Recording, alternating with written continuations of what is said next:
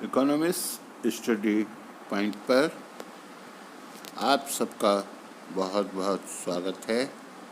मैं प्रभात कुमार बिश्नोई, राजकीय inter college Deori, Khatima, Udham Singh Nagar का हमारा टॉपिक है समष्टि अर्थशास्त्र में कुल मांग और कुल पूर्ति की अवधारणा, भाग 2। नमस्कार सभी बच्चों को, नमस्कार सभी व्यूअर्स को नमस्कार। आज का जो हमारा प्रकरण है वही जो इससे पहले वीडियो में था, समष्टि अर्थशास्त्र में कुल मांग एवं पूर्ति, और ये भाग 2। भाग 1 में इससे पहले वीडियो में बना चुका हूँ, जिसमें मैंने पूरी तरीके से आपको कुल मांग के संदर्भ में अपना वो वीडियो मैंने बनाया था। इस वीडियो में हम कुल पूर्ति के ऊपर चर्चा करने वाले हैं। कुल पूर्ति से अभिप्राय किसी अर्थव्यवस्था में एक निश्चित अवधि में एक लेखा वर्ष के अंतर्गत अंतिम रूप से वस्तु और सेवाओं के उत्पादन है, अंतिम उत्पादन है, उसके मौद्रिक मूल्य को कुल पूर्ति से संबंधित करते हैं। ये राष्ट्रीय आय भी है। राष्ट्रीय आय की परिभाषा भी आप जानते होंगे। राष्ट्रीय आय से अभिप्राय एक वर्ष की अवधि में समस्त यानी श्रम पूंजी की इकाइयों को लगाकर जो भी भौतिक वस्तु सेवाओं का उत्पादन किया जाता है, उसके मौद्रिक मूल्य को राष्ट्रीय आय कहते हैं। राष्ट्रीय उत्पादन, यह राष्ट्रीय आय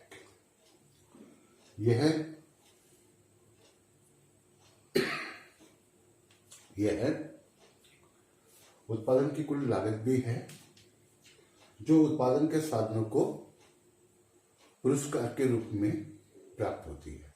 जैसे भूमि है तो भूमि को लगान, श्रम को मजदूरी, और कहिए पूंजी को ब्याज, और साहस को लाभ हानि के रूप में जो भी आय प्राप्त होती है, वो उत्पादन के साधनों को पुरस्कार है, उनकी लागत है। एक तरीके से राष्ट्रीय आय की गणना के आधार पर कुल पूर्ति की धारणा मूल्य वृद्धि की धारणा है। जैसे कि मध्यवर्ती वस्तुएं उत्पादन में प्रयोग की जाती हैं और वस्तु सेवाओं के मूल्य में वृद्धि की जाती है, जिसको वैल्यू एडिड कहा जाता है। ठीक है ना, वैल्यू एडिड। अच्छा, वैल्यू एडिड की जो धारणा है, वैल्यू एडिड की जो धारणा है, ये उत्पादन लागत का प्रतिनिधित्व करती है। उत्पादन लागत का प्रतिनिधित्व करती है।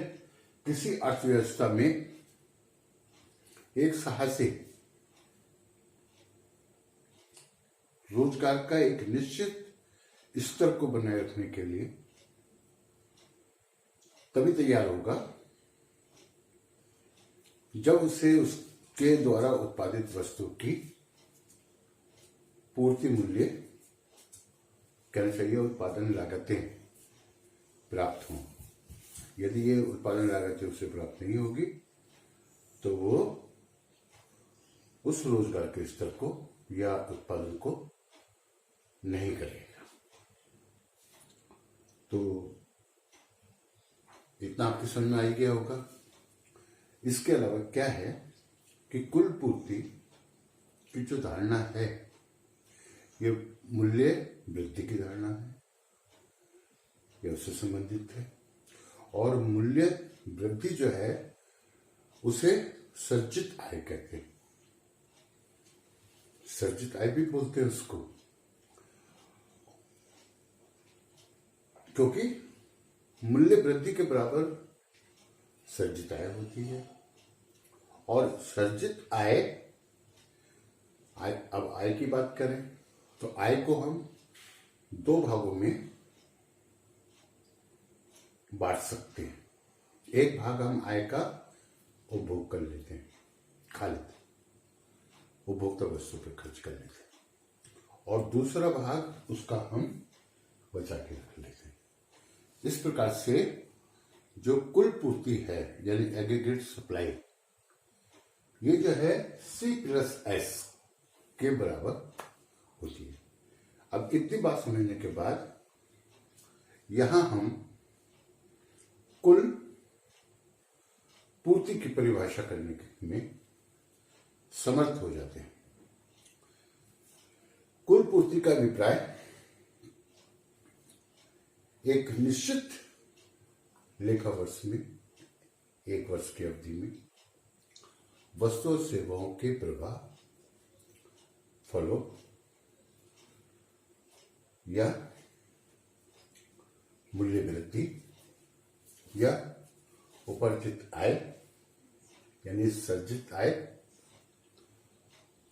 से लगाया जा सकता है। अब इसको कुल पूर्ति को कि जो अब यानी कि ये कहें कि कुल पूर्ति फलन, इसको दो तत्व प्रभावित करते हैं। एक तत्व तो जो है कहना चाहिए, जो दो तत्व प्रभावित करते हैं उनमें एक तत्व है साधनों की प्रगतिता, उत्पादन के साधन, और दूसरा तत्व है उत्पादन की तकनीक। तकनीकी की बात आप समझते होंगे ना। तकनीक से हमारा तात्पर्य होता है टेक्नोलॉजी, प्राविधिक ज्ञान, यानी कि जो कि प्राविधिक ज्ञान जो है हर समय में अलग अलग होता है। अब अल्पकाल में तो इसमें परिवर्तन नहीं होता, लेकिन दीर्घकाल में बहुत परिवर्तन होता है। आप देखिए ना कि स्वतंत्रता प्राप्ति से पूर्व भारत में किस प्रकार से हमारे यहाँ खेती होती थी, कैसे हमारे यहाँ उद्योग थे, और आज की स्थिति को देखिए, आज के किस प्रकार से खेती हो रही है और किस प्रकार से हमारे उद्योग चल रहे हैं। ये तकनीकी को बताता है, तकनीक को बताता है। लेकिन किल्स के रोजगार सिद्धांत में, चूंकि किल्स का रोजगार सिद्धांत एक अल्पकालीन विवेचन है, एक अल्पकालीन विवेचना करता है, या हम कहें कि अल्पकाल से संबंधित है, ठीक है ना। तो किल्स के रोजगार सिद्धांत में उत्पादन की तकनीक को स्थिर मान लिया गया है, और उत्पादन के जो साधन है, विशेषकर श्रम में ही वृद्धि करके कुल पूर्ति को बढ़ाने का प्रयास किया जाता है। अब क्या होता है ना कि जब तक हमारी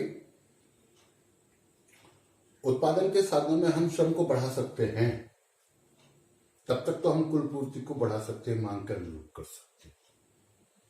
लेकिन जब एक पूर्ण रोजगार का स्तर आ जाएगा और सभी हमारा श्रम जो है, यानी कि जितने भी हमारे मैन पावर्स है, वो उत्पादन में पूर्ण रूप से रोजगार प्राप्त कर लेंगे, यानी पूर्ण रोजगार को प्राप्त कर लेंगे, फिर उसके बाद श्रम में वृद्धि कर पाना संभव नहीं हो पाएगा। समझ रहे हैं ना। श्रम को नहीं बढ़ा सकते हम तब। तो उसके बाद क्या होगा? पहले तो उत्पादन की जो रेखा है, कुल पूर्ति रेखा, उसमें वृद्धि होगी, ठीक है। तब तक वृद्धि होगी जब तक श्रम को हम बढ़ा सकें, और जहां श्रम पूर्ण रोजगार की स्थिति में पहुंच जाएगा या उत्पादन के साधन पूर्ण रोजगार की स्थिति में पहुंच जाएंगे, तो वो अधिकतम उत्पादन का स्तर प्राप्त हो जाएगा, अधिकतम रोजगार का स्तर प्राप्त हो जाएगा, पूर्ण रोजगार का स्तर प्राप्त हो जाएगा। उसके बाद किसी भी प्रकार से हम उत्पादन को नहीं बढ़ा पाएंगे, यानी कि कुल पूर्ति नहीं बढ़ पाएगी और कुल पूर्ति स्ट्रेट रेखा का रूप ले लेगी। आइए इसे एक तालिका के द्वारा समझते हैं। ये कुल पूर्ति तालिका, अनुसूची, सारणी, जो भी आप समझे।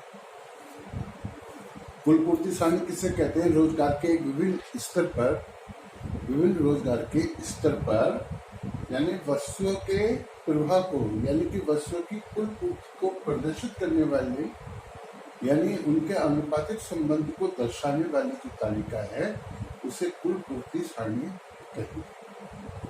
अब यहाँ हम देखते हैं ना कि जीरो, अगर रोजगार का स्तर जीरो तो उत्पादन भी जीरो, यानी आय जीरो, उपभोग वेज, उपभोग और बचत जीरो।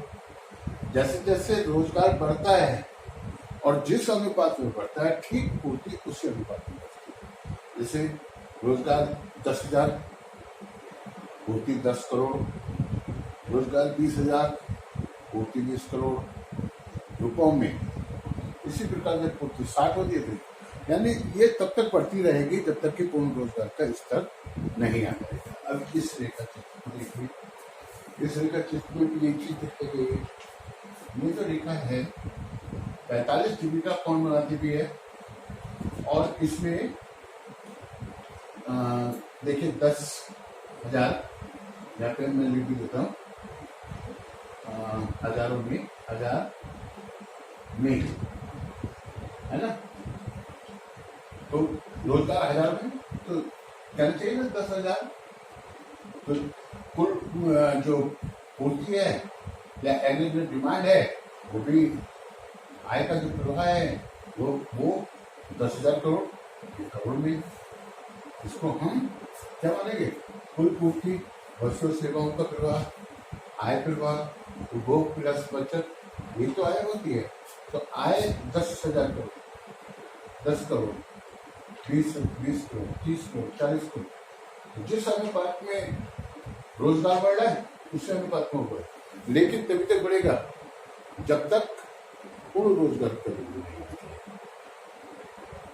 किल्स क्या कहते हैं? किल्स का जो दृष्टिकोण है, जब सभी श्रमिकों को रोजगार मिल जाएगा यानी पूर्ण रोजगार का बिंदु आ जाएगा, तो ये जो पूर्ति रेखा है, एडी रेखा, एएस रेखा, एएस रेखा, ये क्या होगा?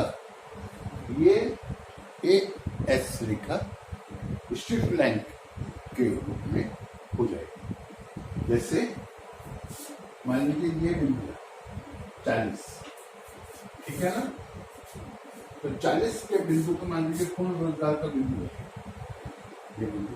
तो यहाँ पर ये पूर्ति वक्र इस तरह से इधर खड़ा हो जाएगा, यहाँ तक तो ये ऐसी जाएगी और इसको हम कहेंगे OL स्तर पर, रोजगार के OL स्तर पर यहाँ पर ये पूर्ति जो है ना, ये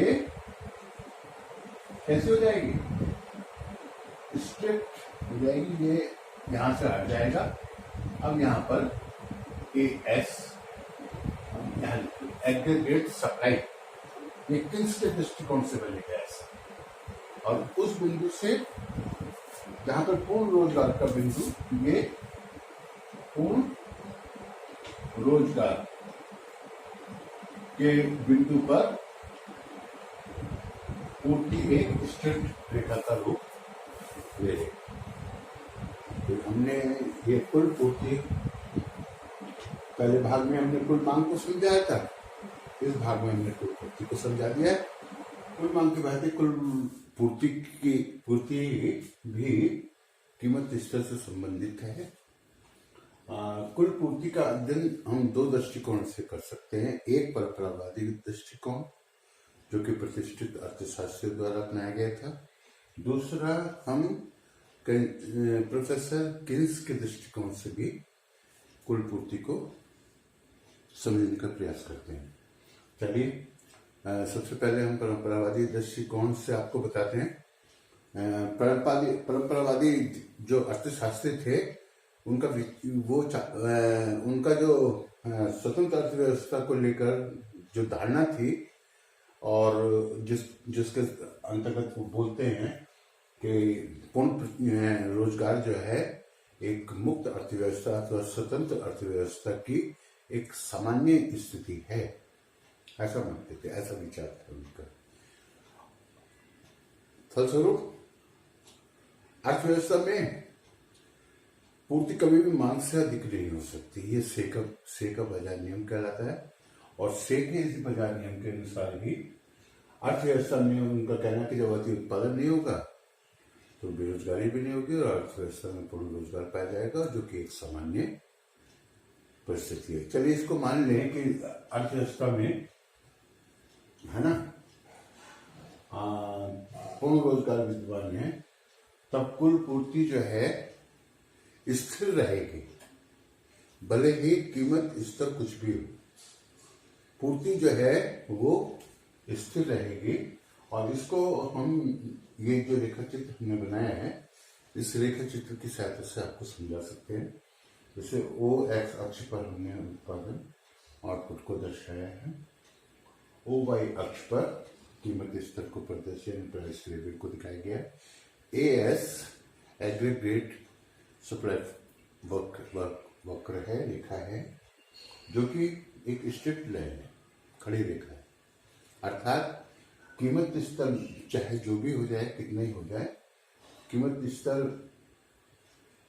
में अनंत परिवर्तन होने पर भी जो आउटपुट है वो आउटपुट के बराबर ही रहेगा, अर्थात उत्पादन जो है वो स्थिर।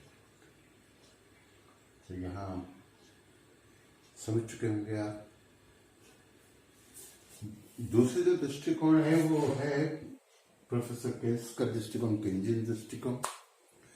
केंजियन दृष्टिकोण के अनुसार एक स्वतंत्र या मुक्त व्यापार अर्थव्यवस्था में, आपको मैं यहाँ स्पष्ट कर दूं, बार बार ये मुक्त अर्थव्यवस्था या स्वतंत्र अर्थव्यवस्था या मुक्त बाजार ये शब्द आ रहे हैं, शायद आप इसके बारे में काफी जानते भी हैं, लेकिन फिर भी मैं स्पष्ट कर देता हूँ। मुक्त व्यापार अर्थव्यवस्था वह अर्थव्यवस्था होती है जिसमें सरकार के द्वारा हस्तक्षेप नहीं किया जाता, और संरक्षणवादी व्यापार अर्थव्यवस्था वह अर्थव्यवस्था होती है जिसमें सरकारी हस्तक्षेप रहता है, आयात निर्यात पर प्रतिबंध रहते हैं, ऊंची दर से सीमा शुल्क वगैरह लगाए जाते हैं। आज विश्व का जो दृष्टिकोण है अंतर्राष्ट्रीय व्यापार को लेकर उदारीकरण का है। आपको मालूम होगा उदारीकरण हमने पढ़ा है। आज पूरे विश्व को एक माना जा रहा है, और वास्तविकता भी है कि समय और दूरी का महत्व जो है वो कम हो गया है, ठीक है ना। वैश्वीकरण बढ़ा है, उदारीकरण बढ़ रहा है ना। ऐसी बहुत सारी विचार है। चलिए आगे बढ़ते हैं। स्वतंत्र अर्थव्यवस्था में जहां परंपरावादी विचारकों का या अर्थशास्त्र का कहना था कि पूर्ण रोजगार एक सामान्य प्रक्रिया, वहीं किन्स का कहना है कि ये गलत है। मुक्त अर्थव्यवस्था में पूर्ण रोजगार एक सामान्य प्रक्रिया नहीं है, सामान्य घटना नहीं है, क्योंकि मुक्त अर्थव्यवस्था में भी बेरोजगारी की संभावना पाई जा सकती है, जैसा कि 1930 की विश्वव्यापी मंदी के समय में देखा गया था, है ना। काफी बेरोजगारी उस समय उत्पन्न हो गई थी, और अर्थव्यवस्था में मांग ज्यादा हो गई थी, बहुत ज्यादा हो गई थी, मूल्य भिन्नता बढ़ रहे थे, आसमान को छू रहे थे। की विश्वव्यापी मंदी के बारे में किसी अर्थशास्त्री ने लिखा था कि लोग छपड़ों में रुपया भर के ले जाते थे, और जर्मनी के बारे में लिखा गया था कि टोकरों में मुद्रा भर के ले जाते थे और हाथों में वस्तु उठा के लाते थे। ऐसी मंदी वहां देखने को मिली थी। तो क्या हुआ था उसमें, ये तो बात की बात है, लेकिन किन्स के अनुसार ये दृष्टिकोण सही नहीं है, क्योंकि अर्थव्यवस्था में कीमत स्तर एक लिमिट तक ही स्थिर रह सकता है और उत्पादन को बढ़ा जा सकता है। वो स्तर है पूर्ण रोजगार का स्तर। पूर्ण रोजगार के स्तर तक, जब तक कि पूर्ण रोजगार का स्तर प्राप्त नहीं हो जाता, आउटपुट बढ़ने पर कीमत स्तर नहीं, उसमें वृद्धि नहीं होगी, आउटपुट बढ़ता रहेगा, क्योंकि सभी साधन जो हैं वो अभी पूर्ण रोजगार की स्थिति में नहीं है, साधनों में वृद्धि संभव है। किंतु पूर्ण रोजगार के स्तर के बाद जो मांग का दबाव है उसके अनुकूल पूर्ति को नहीं बढ़ाया जा सकता, अतः जो उत्पादन के साधन है, श्रम पूंजी, संगठन, साहस, ये इनके लागतों में वृद्धि होने लगेगी, और जब इनकी लागतों में वृद्धि होगी तो कीमत स्तर बढ़ जाएगा, कीमत स्तर बढ़ने लगेगा। यानी पूर्ण रोजगार के बाद उत्पादन के साधनों में वृद्धि नहीं हो पाएगी और साधनों की मांग में वृद्धि नहीं हो पाएगी और बढ़ी हुई मांग के अनुरूप वस्तुओं का उत्पादन नहीं हो पाएगा। अतः कीमत स्तर, एक सीमा के बाद कीमत स्तर में वृद्धि होने लगेगी और वो एकदम स्ट्रेट लाइन की तरह हो जाएगी। जैसे इस लेखक में हमने इस बात को स्पष्ट किया है, ओपी कीमत स्तर पर तक उत्पादन को यदि हम बढ़ाते चले जाएं तो किसी प्रकार से कीमत स्तर में कोई वृद्धि नहीं हो रही, लेकिन जब हम ओ एन स्तर तक पहुंच जाते हैं, यानी ओक्यू उत्पादन का ओक्यू स्तर हमने प्राप्त कर लिया, तो इस स्तर पर उत्पादन के समस्त साधन व्यवस्थित हो जाते हैं, ये कहिए कि उन्हें पूर्ण रोजगार की स्थिति में होते हैं। उसके बाद हम जो है मांग के अनुरूप कुल पूर्ति को नहीं बढ़ा पाते और कुल पूर्ति जो है वो एक स्ट्रेट रेखा में परिवर्तित हो जाती है, जैसा कि LAS पर आप देख रहे हैं। सबको बहुत बहुत धन्यवाद। कुल पूर्ति की अवधारणा भाग 2 समाप्त हुआ। नमस्कार।